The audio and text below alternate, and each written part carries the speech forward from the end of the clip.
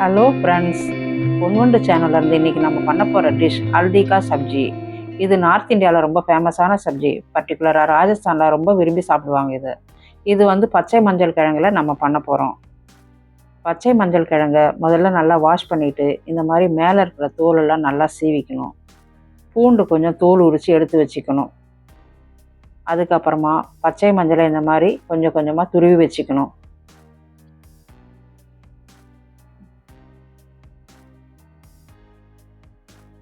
இஞ்சி கொஞ்சம் எடுத்து அதை தோல் சீவி பொடி பொடியாக அதையும் நறுக்கி வச்சுக்கணும்.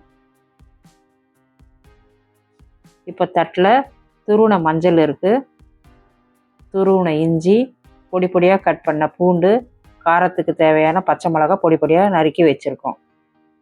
தாளிப்புக்காக சீரகம், லவங்கம், பட்டை, ஏலக்காய். இதுக்கு தயிர் தேவைப்படுன்றதால தயிர் கொஞ்சம் எடுத்து வச்சுருக்கோம். டேஸ்ட்டுக்காக கொஞ்சம் பச்சை பட்டாணியும் எடுத்து வச்சுருக்கோம்.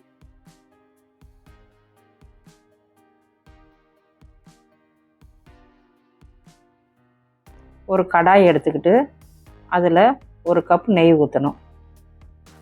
இந்த டிஷ் வந்து நம்ம நெய்யில் தான் செய்யணும், எண்ணெய் ஆட் பண்ணக்கூடாது. நெய்யில் செய்கிறதுனால இது ஒரு வாரம் ஆனாலும் கெட்டு போகாமல் இருக்கும்.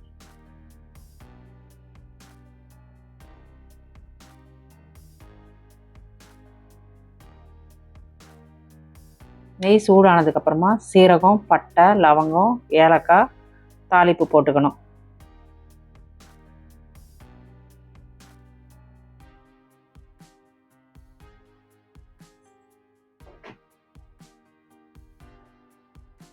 இதில் பூண்டு நம்ம ஆட் பண்ணிக்கணும்.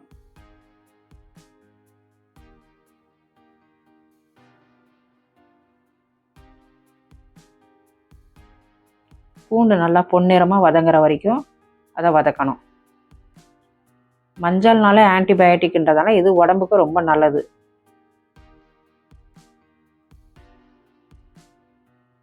அதுக்கப்புறமா பச்சை மிளகாவை அதில் ஆட் பண்ணிக்கணும்.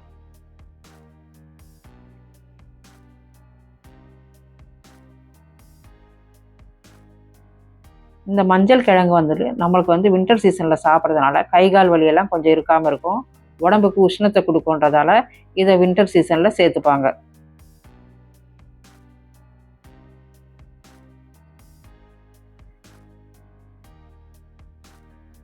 இது ராஜஸ்தானில் ரொம்ப அதிகமாக சேர்த்து சாப்பிடுவாங்க. இப்போ இஞ்சியை சேர்த்துக்கணும்.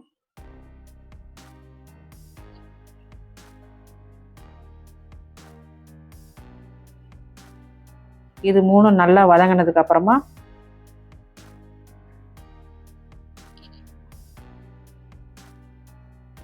இது நல்லா பச்சை வாசனை போகிற வரைக்கும் வதங்கிக்கிட்டே இருக்கணும்.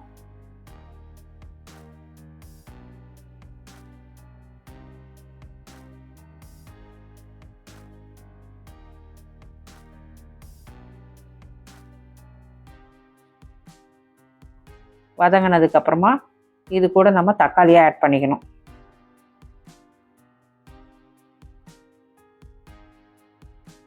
தக்காளியும் நல்லா வதங்கட்டும்.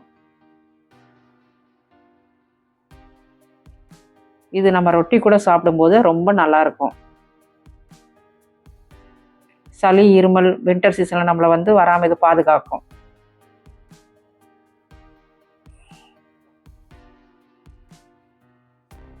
நல்லா வதங்கிடுச்சு. இப்போது தக்காளி மட்டும் கொஞ்சோண்டு வதங்க வேண்டியது இருக்குது.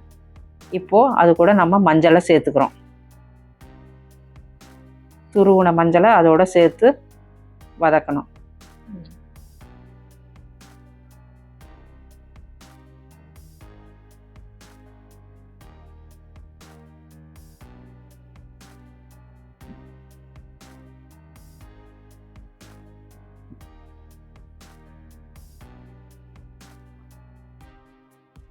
நெய் கொஞ்சம் தேவைப்பட்டால் நம்ம நெய் போட்டுக்கலாம். இப்போ நெய் கொஞ்சம் தேவைப்படுது, அதனால் கொஞ்சம் நெய் ஊற்றிக்கிறோம்.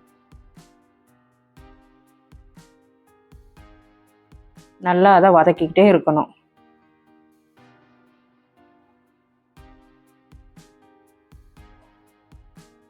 நல்லா வதங்கினதுக்கப்புறம் கொஞ்சம் நேரம் மூடி போட்டு சிம்மில் வச்சிடணும் ஸ்டவ்வு.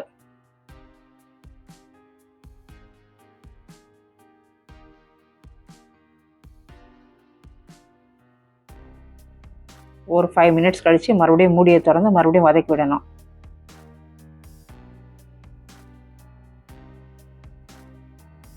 அந்த பச்சை மஞ்சள் வாசனை போகிற வரைக்கும் நம்ம அதை வதக்கிட்டே இருக்கணும்.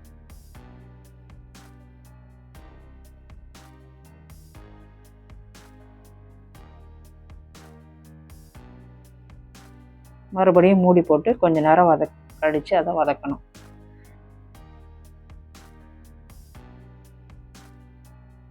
இப்போ நல்லா வதங்கி சுருண்டு வந்திருக்கு மஞ்சள்.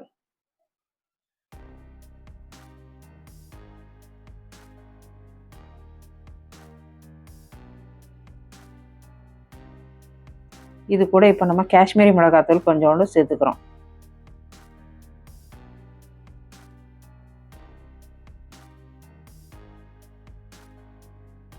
அதுக்கப்புறமா தனியாத்தூள் கொஞ்சம் சேர்த்துக்கிறோம்.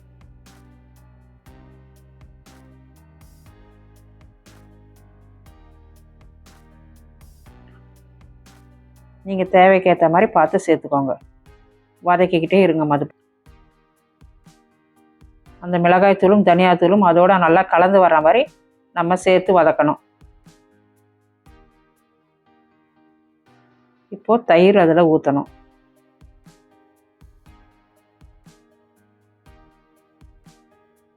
தயிர் ஊற்றிட்டு மறுபடியும் எல்லாத்தையும் வதக்கணும். நம்ம தேவைக்கு ஏற்ற மாதிரி தயிர் அதில் ஊற்றிக்கணும். தயிர் ஊற்றுறதுனால அதோட டேஸ்ட்டு நல்லாயிருக்கும்.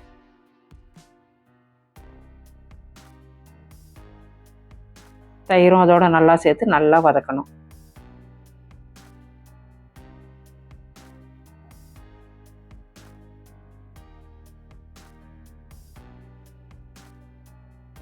நல்லா எல்லா இதோட மிக்ஸ் ஆகிற மாதிரி நல்லா வதக்குங்க தயிர்.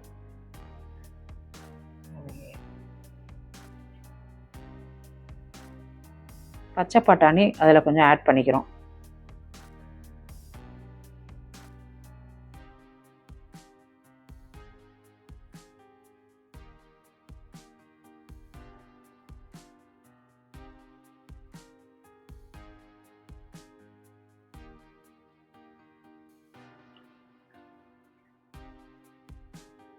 பச்சை பட்டாணி நல்லா அதை மிக்ஸ் பண்ணி விடுறோம்.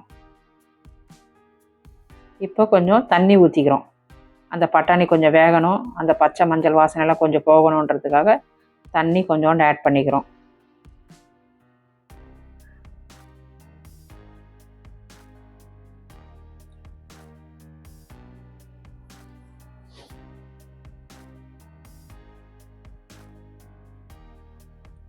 தண்ணி ஆட் பண்ண அப்புறமா நல்லா எல்லாத்தையும் கலந்து விடணும்.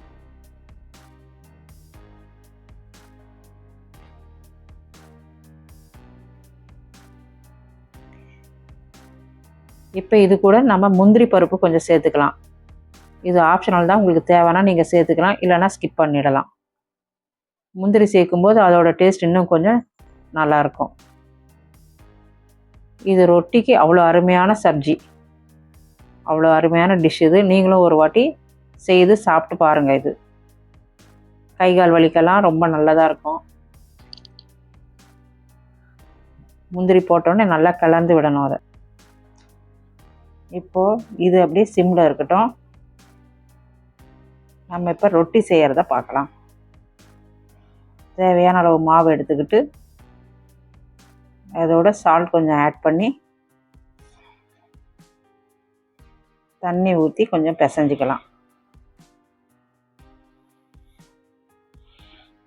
தண்ணி கொஞ்சம் நேரம் ஊற்றி ஒரு அரை மணி நேரம் ஊற வச்சிட்டோன்னா ரொட்டி நல்லா சாஃப்டாக வரும்.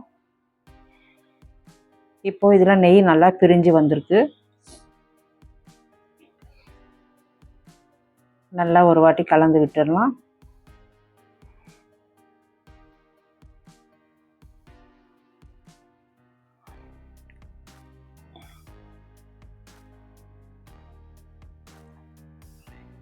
இப்போ பாருங்கள், பார்க்கவே இவ்வளோ அருமையாக இருக்குது பாருங்கள்.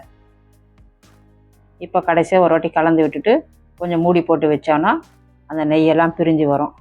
இப்பொழுது ரொட்டிக்கான மாவு நல்லா தயாராகுது. இது மாதிரி நல்லா அழுத்தி பிசைஞ்சோன்னா ரொட்டி நல்லா சாஃப்டாக வரும். இப்போது பாருங்கள், நல்லா நெய்யெல்லாம் பிரிஞ்சு வந்திருக்கு. அந்த முந்திரி பட்டாணி இதெல்லாம் நல்லா அழகாக வெந்திருக்கு. நல்லா ஒரு வாட்டி கலந்து விட்டுட்டு இப்போது உங்களுக்கு தேவையான அளவு உப்பு போட்டுக்கோங்க. இப்போ நெய் எங்களுக்கு கொஞ்சம் கம்மியாக இருக்கிற மாதிரி தெரியுதுனால கொஞ்சம் நெய் ஊற்றிக்கிறோம். நீங்கள் நெய் அவாய்ட் பண்ணனா பண்ணிக்கோங்க. ஆனால் நெய் இருந்தால் அந்த கிரேவி இன்னும் ரொம்ப நல்லாயிருக்கும், ரொம்ப டேஸ்டியாக இருக்கும். இப்போது ஃபைனலாக அது மேலே கொத்தமல்லி தழைகளை தூவி விடலாம்.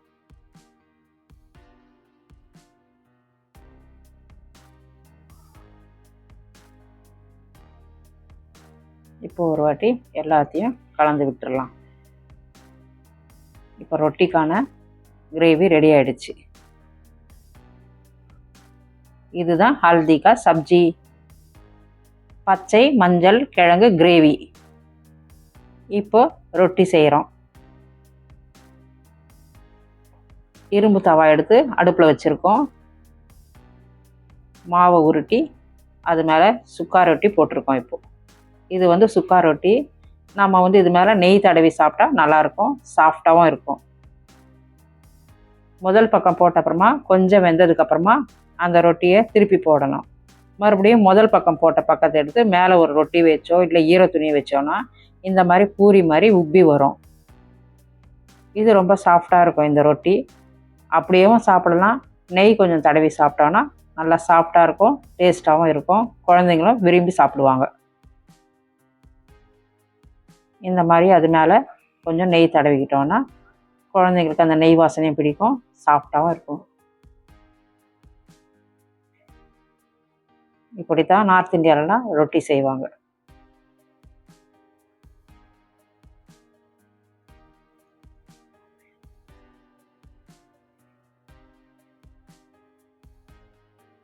இப்போ பாருங்கள் இந்த ரொட்டி நல்லா எப்படி உப்பி வரும்னு சொல்லிட்டு.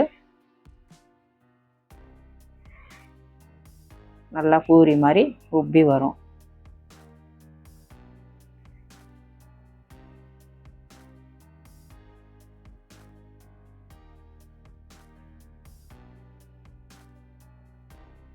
நீங்களும் இதே மாதிரி ரொட்டி செய்து சாப்பிடுங்க.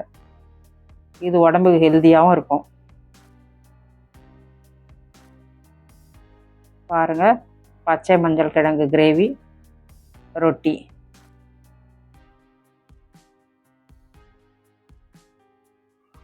இந்த டிஷ் உங்களுக்கு ரொம்ப பிடிச்சிருக்கும்னு நினைக்கிறேன். நீங்களும் இதே மாதிரி ட்ரை பண்ணுங்கள். இது என்னோட சன்னுக்கு கொடுத்துருக்கேன். இப்போது அவர் சாப்பிட்டுட்ருக்காரு. நல்லா அந்த கிரேவியை நல்லா சப்பாத்தியோடு எடுத்து சாப்பிட்ணும், நல்லா டேஸ்ட்டாக இருக்கும்.